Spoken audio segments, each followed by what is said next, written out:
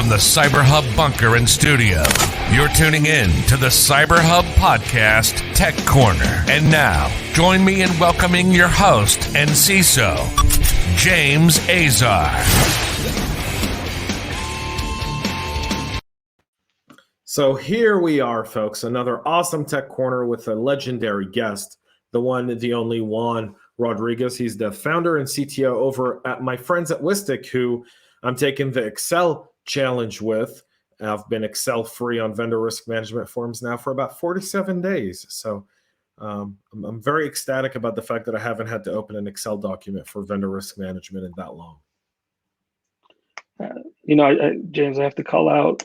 I glanced over at my calendar, in between the intro.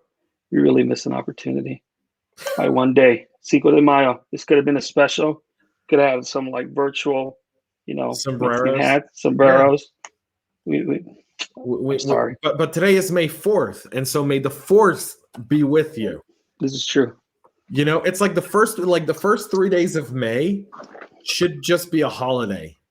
There we go. Awesome.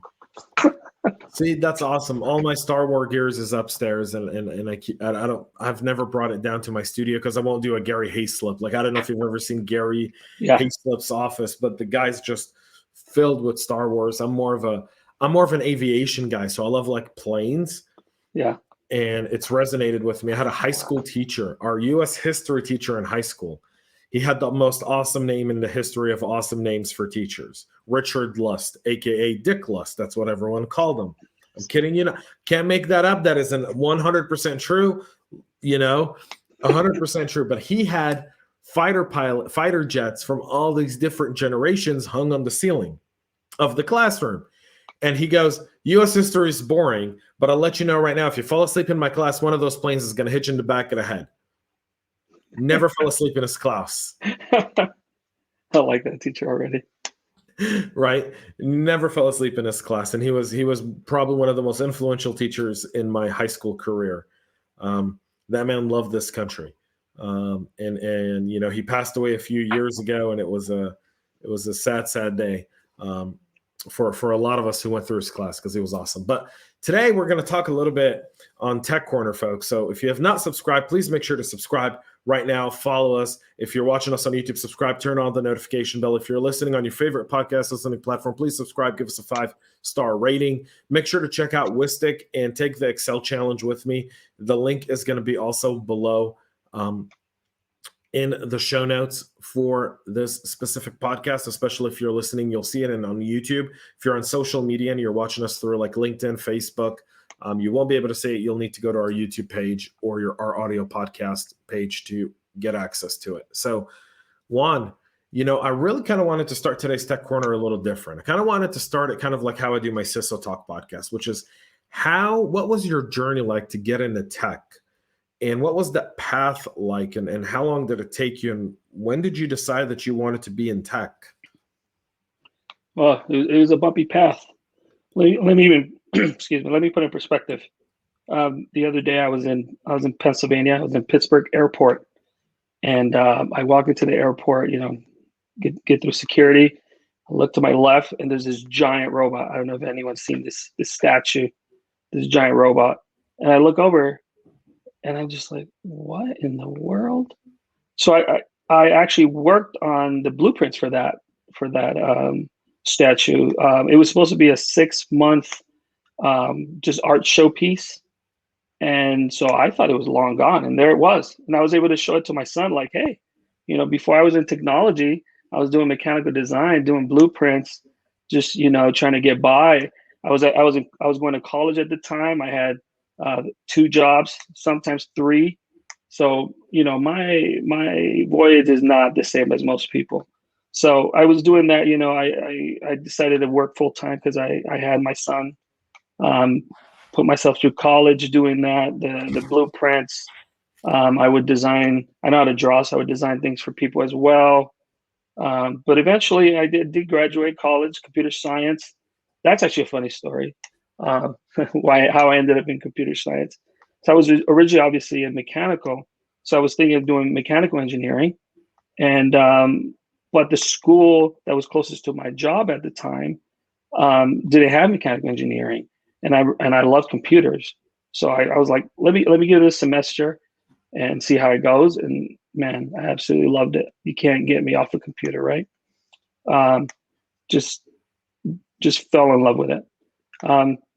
But so the love, the passion got me through school. First job was at a place called City Search, City Grid Media now in West Hollywood, California. So shout out to them, right? It was kind of interesting because they were under a big company, IAC, big umbrella, but it was building a new product, greenfield. So it was like a startup, but with the protection of a big company. So I learned a ton. Stayed up till 4:00 in the morning for months at a time, mostly because I wanted to. I wanted to learn. I wanted to ramp up, be useful. After that, bounced around to different other startups. Didn't stay much time, maybe a year, and then that kind of specialized in ad engines. So this is when ads were the kind of the big thing in technology. Built out 2 ad engines for different companies, and then that eventually led me to come here to Salt Lake. I was recruited out to Overstock.com and stayed there kind of a few years. I was actually the first non-senior engineer they ever hired, which was pretty cool. They had kind of a thing where they only hire seniors, but I was the first mid-level. Moved up from there, right? Did a lot of things, and then eventually kind of got that itch. I think I mentioned last time, my parents, they've always worked for themselves, on their own accord. So I kind of wanted a piece of that. I just felt that was what I needed to do, especially for my children, to be honest. So that's the long version. I didn't give you the long version last time. No, you didn't. You were very basic last time. And so I'm glad to get the long version because we often hear, the path into cyber and the path into trajectory into tech is very different for a lot of different people, right? There's not one singular path to enter the industry and be a part of it. You brought up early on kind of the stuff of working 2 to 3 jobs to get yourself through school while having a kid. I mean, how'd you manage that? What was that balance like for you? Well, I've never said this to, I like you, James. So I'll tell you something.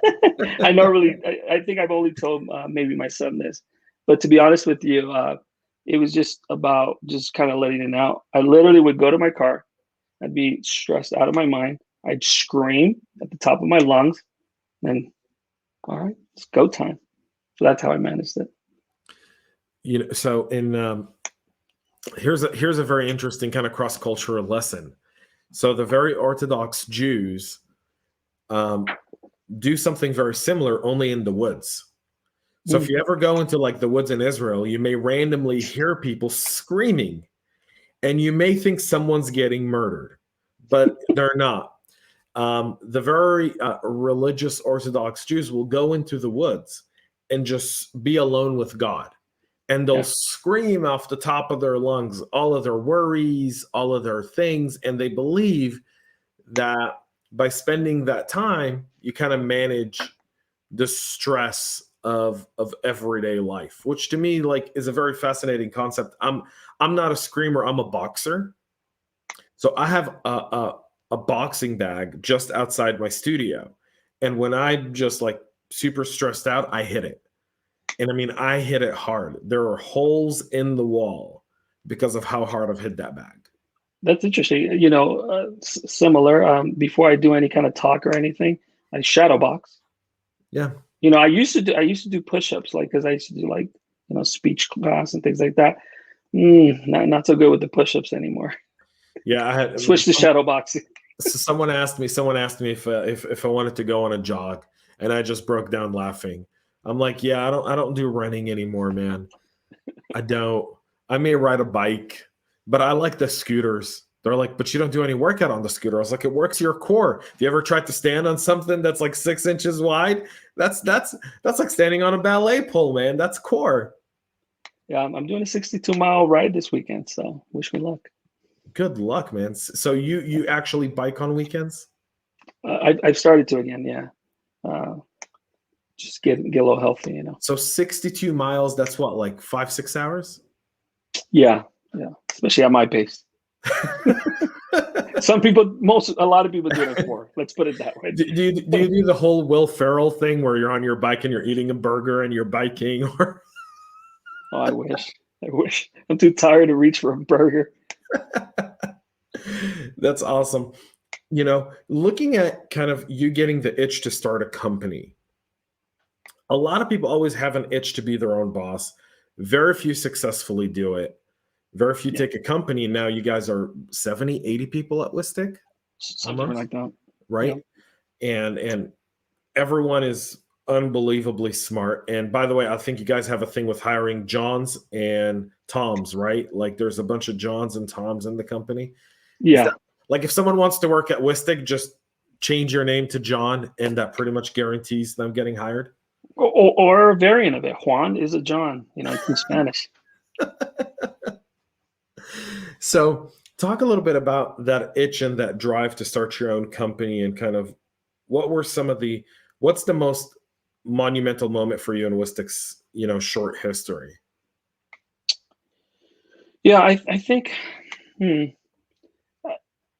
it's something that I'll be honest about it. I think a lot of people think about it. I think most people think about it because as I started going through it, people told me like, "Oh, I want to do this and I want to do that." But I think most people just stay there. They stay in the I could do it better. I should do this, and so I didn't want to live with regret. I didn't want to wake up one day and say I should have just taken the shot, right? So first of all, I do think it's not like unique, at least to think about it. I think most people do it.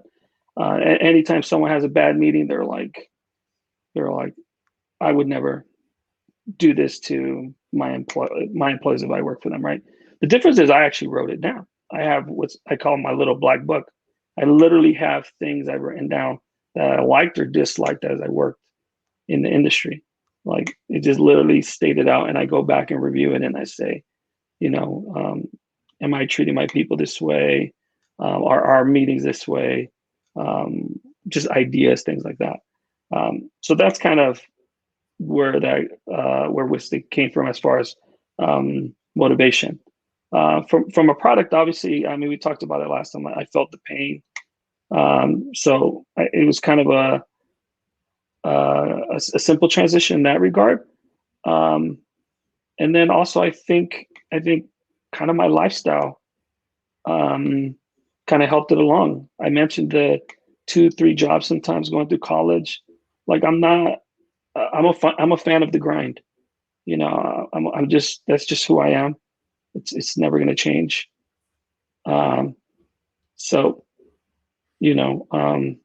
as far as what was the other question, James?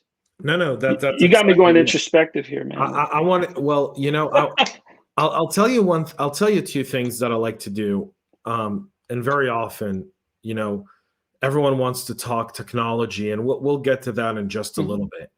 I like to know the people behind a company, right? I think more times than not, you're not doing business with tech or a brand. You're doing business with people, and the people on the other side matter. I've had the pleasure and displeasure of working with great people like you, and I've also had the displeasure of working with horrendous people who I never want to, like, they could have the best solution on planet Earth that defends me against all evil things, and I probably won't go there.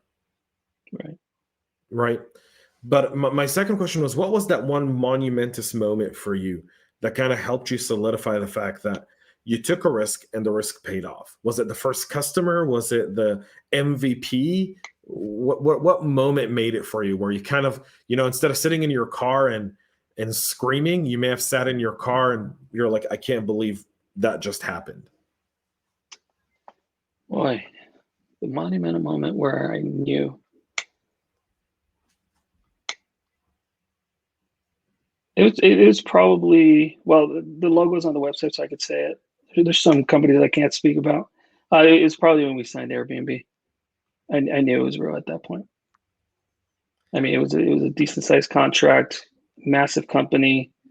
After we signed them, people stopped asking us if we were for real, for real. Like, are you going to be around 6 months?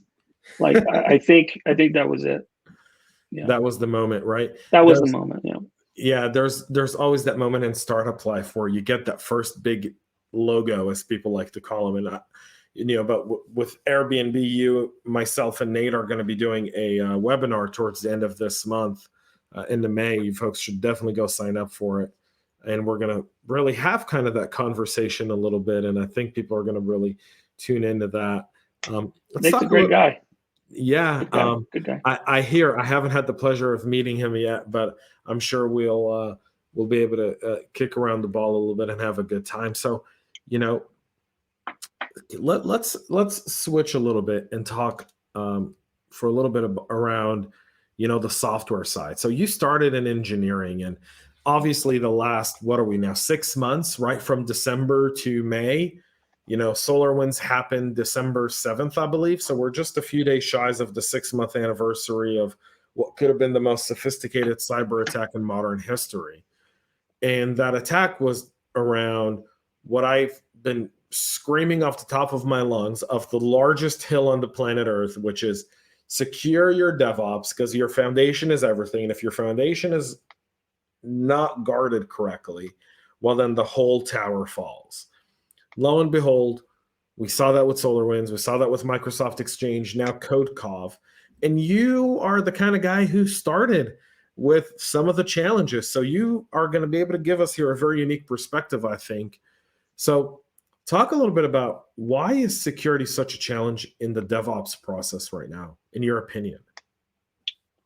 Well, I think it's just, it's like everything. It's like engineering. Let's put it that way. There's always the trade-offs, right?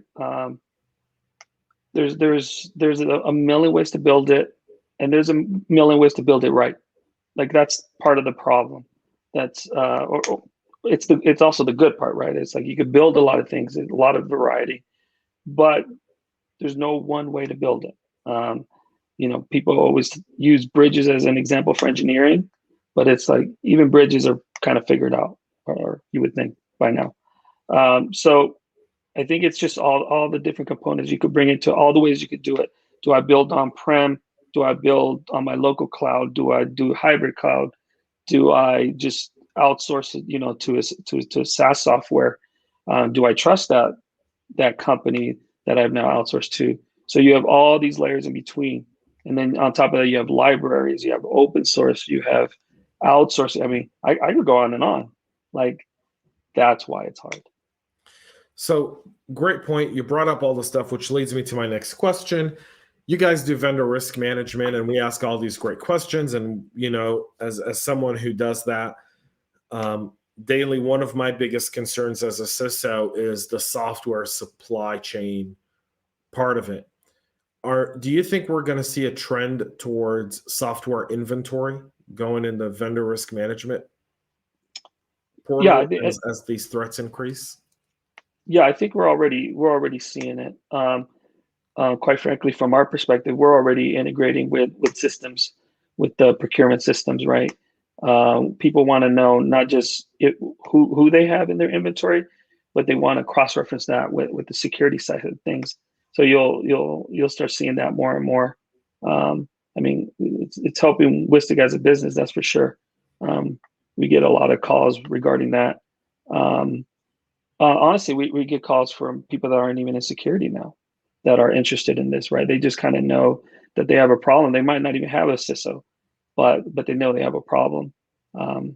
So it's even outside of just security. I mean, obviously it's security, but meaning outside of just security personnel. I think people are waking up to it. The awareness now is beyond the CISO, right? The CTOs and the the engineers, the senior engineers, the people who run engineering teams and DevOps teams, and are looking at this and going, yeah, we're not prepared to deal with this. And when you look at like an SLDC or IDE or your CI/CD pipelines, you're talking about kind of the crown jewels of what you're doing, even if it's something as simple as building a basic API. Yeah. Basic APIs have significant risks to an organization beyond, just, keys and whatnot. So as you're starting to see more people pay attention and kind of go down the awareness path, what are you seeing as kind of the response to it from the companies who are selling? Is there more of an acceptance of kind of sharing and being more transparent, or is it still kind of if you don't do this, then we may not do this contract with you? No, I think there's definitely more proactive side of things. I think it's something, we kind of hit on is before, and I don't know when before is, right? Is it 5 years, 10 years ago? I don't know. But before, at least how it is today, security was all about telling people as little as possible, right? If you received a questionnaire, you're like, let's see if we can get away with yes, no. And then it was like, well, they didn't like that. Let's see if we can get away with a comment. Well, they didn't like that. Okay, let's upload our document. So you had to like pull teeth, right? You had to get people to kind of give you information about their security. And part of what Whistic's tried to do with the security profile product side of our product is kind of tell people, hey, you should be proud of your security, or at least God, I hope you are, or else you're in trouble, right? But you should be proud of your security. You should be willing to share that out and explain to people and brag, if you will, about what you're doing. Build out your profile and share that out with your potential customers, right? This proactive approach. And we've been leaders on that. We strongly believe in that. And initially we thought like, I don't know if people are going to do this. And sure enough, they are. And we've had to convince some of them, right? No doubt. But once they start doing it, they're like, wow, I go from my 2-month sales cycle. We've had some where the customers where it knocks out a whole month out of their sales cycle. They've totally seen it shrink because they're not having these battles back and forth. So from my perspective, as a business owner, it's not even just purely security. It benefits your business as well. You're greasing up the sales cycle, right? You're shrinking it. You're speeding it up. So I think it's a benefit. It's a business benefit and a security benefit, because if you're not proud of sharing your security posture, then you're doing it wrong, right? You're kind of hiding behind security by obscurity in some way. Otherwise, you'd be willing to discuss it. Yeah, I like the idea of being proud in your security program. I always, one of the things that always stick with me is the idea of how do I become extremely transparent without letting transparency become my weakness. And there's a very fine balance, right? Yep. So you want to share a lot of information with your customers and with your vendors, because you realize if they know, then they could also be, in the military, we used to have a saying that says, I've got your six, meaning I've got your back, right? Yeah. And in cyber, we need to have that same mentality almost with our vendors and customers. You've got my six, I've got your six. The more transparent we are, the more likely we are to help each other deal with significant situations that arise and incidents and really minimize their impact, which I think is one critical aspect of it, is the idea of minimizing the impact of a cybersecurity incident. Vulnerabilities are always going to exist. Do you see a world where there's zero vulnerabilities? I dream of it, but no. It's utopic, right? Yeah. But I don't know that it's true. And I'm sure there's someone watching this or listening that goes, we have a perfect product that's going to make sure that you have zero vulnerabilities. And you're just like, you can't take away the human element of development. I once got into a shouting match during an investor meeting. But that dude was like, we solved it already. Your product's null and void. This was 5 years ago. Well, like, really? And it went downhill from there.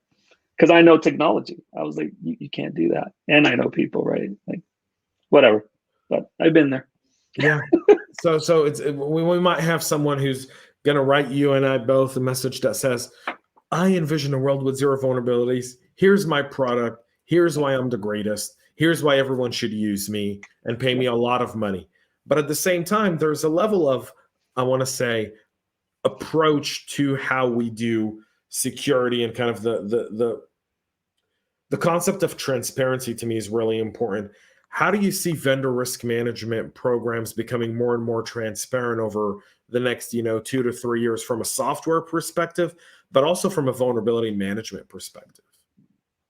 Yeah, I think two ways, right? From a software perspective, I think back to kind of the inventory model. I think there'll come a day where more people have done their homework, so they're able to kind of share that information. Again, I'm not just here to pitch Whistic, but this is something Whistic does, right? We're big on this, where you're always looking at your vendors. I always tell my people during security training, a browser plugin is a vendor because you're pushing data through it. If you're pushing data through it, right?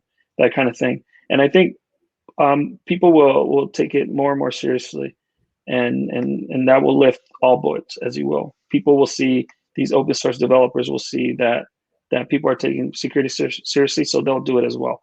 I think that's like the number one thing we can do is hold each other accountable.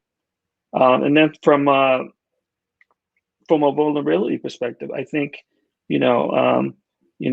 shout out to other companies like doing like a HackerOne, being open to people helping you expose these vulnerabilities, and being open to people helping you. Again, kind of back to what you were saying, kind of the community of saying, I got your six, right? There is a difference between someone hacking you and then blasting you on Twitter, and then someone hacking you and reaching out via your page that you've put up for security vulnerabilities, and letting you know, right? Like I think all these type of things help, and it only comes from being open about it. Yeah, there's a distinct need in security to kind of walk away from the secrecy of it and go and embrace the idea of being a little bit more open about what I'm doing and how I'm doing it. You don't have to say what vendors you use. You don't have to say, the way you're implementing controls, but definitely help us understand that where there's a vulnerability, we're able to address it and really take care of it for you. And I think that's significant. Yeah, exactly. Maybe I should clarify. I'm not saying like you need to be 100% transparent, right? Open up, like, here are my threat vectors. And, I'm definitely not saying that. What I am saying is, if you're willing to talk about kind of your software development lifecycle, how it works, your controls, and how they work, yeah, you don't have to go crazy and say like down to, you could go crazy and say, wait, here's my password, I guess. That'd be 100% transparent. Not a great idea. That's awesome. As long as it's not SolarWinds 1, 2, 3, 4 done by an intern, we're okay, right? No, mine are better. Mine are password 1, 2, 3. Do you spell your S's with the $sign because you feel like it's going to bring you more money? Oh, I was gonna say it was because of the leak speak, but yeah, I like that idea. I'm gonna start using that. I'll start spelling my name with just money signs instead of S's, $signs, ching ching. So, very kind of interesting aspect of looking at software is the idea of a distributed workforce nowadays, right? So you're pulling in from multiple open source repositories. You're might be working on joint projects and so forth. And so the software world is becoming more and more intertwined and more global, which creates more and more complexities. Do you see the future of vendor risk management kind of looking at these open source projects and maybe starting to rate them based on risks that could be available to them? Do you see that kind of being a future? No, definitely. Yeah, definitely see that as in the future. There's always kind of that risk of those small plugins or libraries that maybe it's not even a company, right? It's a guy in his basement just doing the industry a favor by building this plugin. And so there'll always be those outliers. The way we handle those is we have our senior engineers or architects code review them, and then we lock into a version and store them internally so people can't change the code, right, and push the same version. So we have like our internal repository. So there's ways to manage those. But for the most part, yeah, I think that's definitely the way we're moving. Yeah, I can't wait to see what the next 6 months look like, right? Because to me, the next 6 months are going to be very important from a perspective of what does the next software supply chain attack a successful one looks like. So we see CodeCov now, and one thing I've urged CodeCov to do is be a little bit more transparent, because they're not really given a lot of TTPs or IOCs out there. And I think it's important when you're in a position like CodeCov to be as transparent as possible so people know, right? Yeah. An alert that says my code may have been breached does nothing to me if I don't have more data. All you're telling me now is that I need to shut down my engines, but I can't shut down my engines because of the vast amount of clients I've got. So you're almost between a hard place and a pickle. How do you think, in an ideal situation, how would that should be handled in your opinion? Yeah, I'll actually give a good example. It's not related to a breach, but we were talking about GitLab earlier.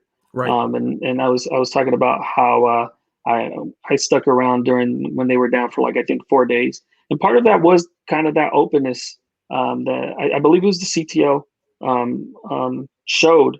I mean, he was literally blogging about what was going on, what they were doing to fix their issues. It was a redundancy issue, if I remember correctly. But I really appreciated that. Had they just been in the dark, I would have been out. So I think people need to be aware of that. I can't think offhand of a security example, but I do know that communication helps. It helps gain trust. Number one, it lets you know hey, they got it under control. Or number two, maybe even if they don't, right? Literally the GitLab one was 4 days. Now I don't think they've had an outage since, but so they don't think I'm speaking ill of them. They're great, but it's do they even care, right? Sometimes when they're too quiet, you're like, are they even working on this? Do they still not know what's going on? So I think communication is important. Every little issue we have, I guess not every little one, but we kind of have a rule of it. If it affects more than more than two customers, we're pretty much sending an email. I don't mean from even just the data. I mean like a bug. So we kind of lean on the side of communication as a company, and I appreciate when other companies do it as well. Communication is so critical. One of the hindrances to this, though, is kind of the idea of the general counsel, right? Where general counsels come in and they go, you're not sharing anything. So it could be that the CodeCov team's like, we need to let everyone know X, Y, and Z. That's a fair point. There's a general counsel there. And he's like, we're not sharing any of this.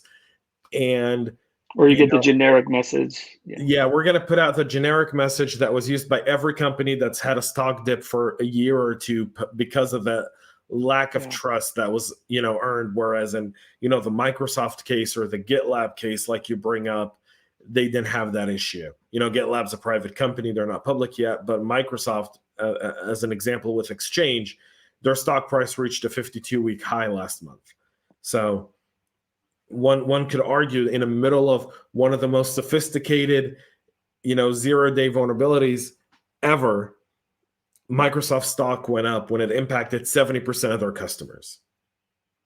Well, there's something to say for recovery, right? It all seems all well and good while everything is going perfect.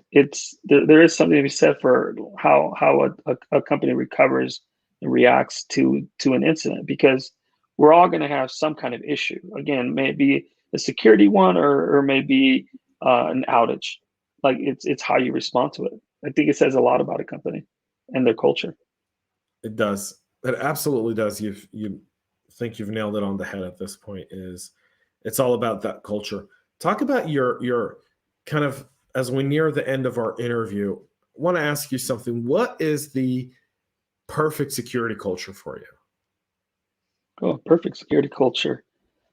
Number one, I think back to the openness, but internally, I think people, I don't like to hear people kind of saying, oh, that's my concern, or, people siloing. That's number one. I mean, at Whistic, we have literally our CEO and I talk about security. We have a lot of curious people in tech support, customer success. So number one is just talking about things. People sharing out, links about security, about recent incidents, how they could have been prevented. We have daily stand-up. So again, the openness, the communication. We have our daily stand-up, and also automation. We try to automate as much as possible. Now we're getting into threat vector territory, but we believe that once we discover something that or not discover something, but let's say discover a new way of doing something, again, I'm not going to give you an example, but sometimes we'll do things manually, right? The minute we can do something manually, you start thinking about how do we automate. Let's put it that way. As soon as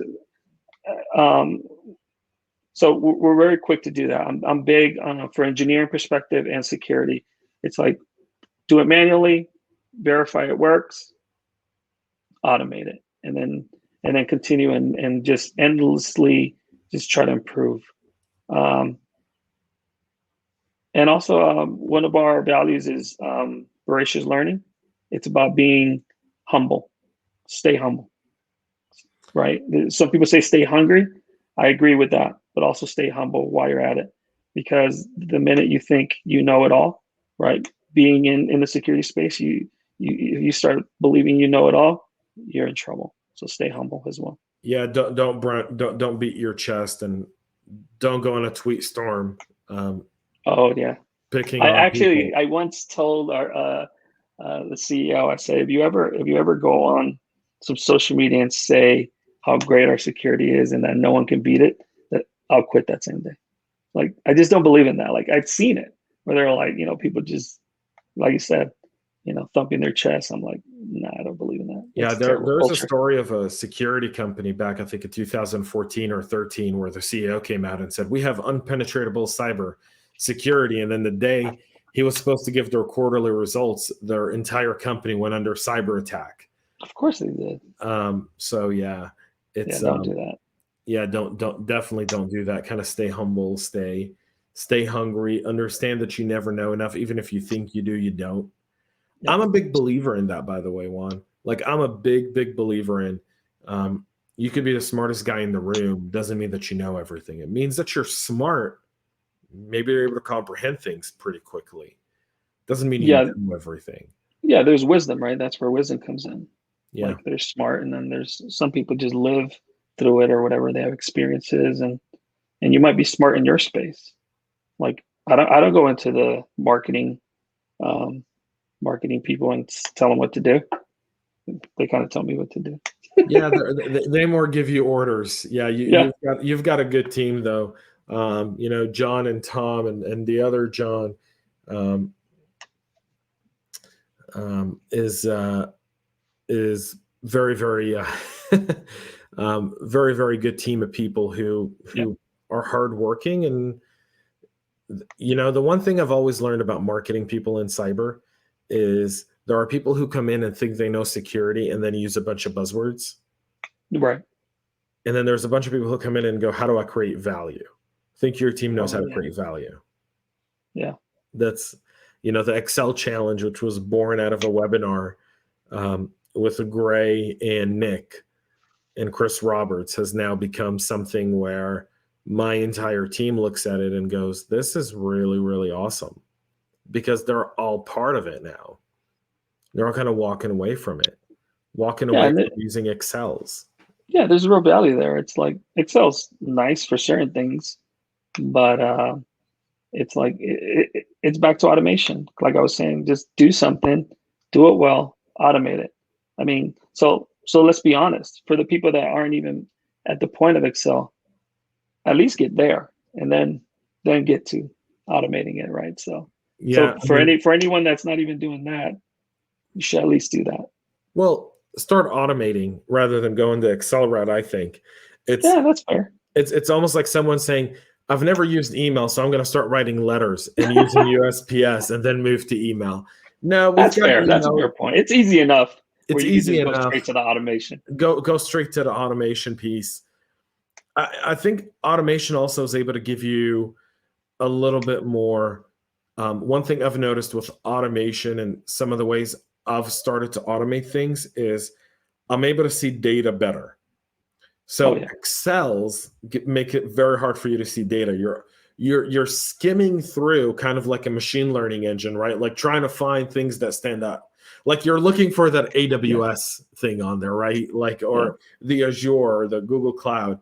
And you can miss things in the middle, whereas with automation, you're not really missing much in the middle. And I think that's really important. Yeah, because you have you can report on the data and you can mutate it however you will. And you just, in Excel, you're doing pivot tables and it's like, no, thanks.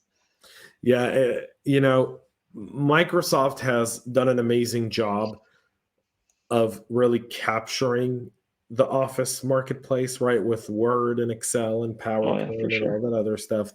They've cornered it. But at the same time, to me today, Microsoft is just not a software company. To me, they're a security company. I don't see Microsoft as anything but a security partner anymore, because that's what they are. That's a valid point. And I think that's what most companies are going to be. If you're an integrated software solution to an organization, you're going to have to become security conscious more than anyone else, especially if you're a key part of a moving engine. If you think of like all the gears, right? So you're a mechanic, you wanted to be a mechanical engineer. So we'll end on this note. Think of all the gears that come through to make something work. So you've got your big gear. That's kind of what we've done. But that gear, without all the smaller gears around it, doesn't go anywhere, right? You've got to have, you can't stand alone in an ecosystem anymore. Not even Amazon is alone in their ecosystem. Microsoft isn't alone in their ecosystem. So you're always relying on other gears within your ecosystem. So imagine just one of those gears breaking or not working or not functioning or stopping. And it's one of your critical gears that keeps the ball rolling. I mean, I think all of those companies are going to end up having to look at security and make security an integral part of business.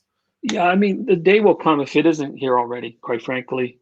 And I think it already is. If you're trying to sell to any decent sized company where you're going to have to care about your security, they're gonna review your security. I know, from the industry, I know some startups. I'm talking about 3 people startups that they ask me about, how do they improve their security, because it's already happening. Like that day is here. So people are either selling to mom and pop shops that don't have to worry about this, or they're just not selling. Let's put it that way. Yeah, I definitely see that. Juan, thank you so much for doing this Tech Corner with me, man. I really appreciate it. You're always like a nice little change of pace and wisdom that I can bring on the show, and I'll have to tap you for a little bit more stuff here in the future. But Juan, myself, and Nate from Airbnb will be doing a webinar towards the end of the month, so keep your eyes out for it. You'll see it. So I'll have a page for you to actually pre-register for the webinar below in the description, so make sure you do that. We're going to have a really, really cool conversation. It's going to be very, very private, webinar based. So I hope everyone who's watching and listening can join us, because it's going to be really, really cool. We're going to talk a lot about vendor risk management and modernization. I think modernization in IT and in DevOps engineering is so critical right now, and not a very talked about thing, but to me, it's very, very important. Yeah. Juan, thank you again, buddy. Have a great rest of, thank you so much for joining the show. Everyone, thank you so much for watching and subscribing. Juan, thank you again, folks. Another Tech Corner coming to you next week. Until then, Mondays, 9 a.m., Monday through Thursday at 9 a.m. Eastern, I'll be live with the practitioner brief. I've had a few people from Juan's team join us, so go check it out as well. You can see those on our YouTube channel or on your favorite podcast listening platform by looking up CyberHub Podcast. And my Wounded Warrior Project fundraiser is still going on. Link is below in the description as well. Go and donate to the Wounded Warrior Project and help support the great veterans in our nation. Folks, until next time, this is James Azar signing off. Thank you to Juan Rodriguez and the folks over at Whistic, and we'll see you Monday. Make sure to subscribe to our podcast and share it with your friends and colleagues. And get all the latest information at cyberhubpodcast.com.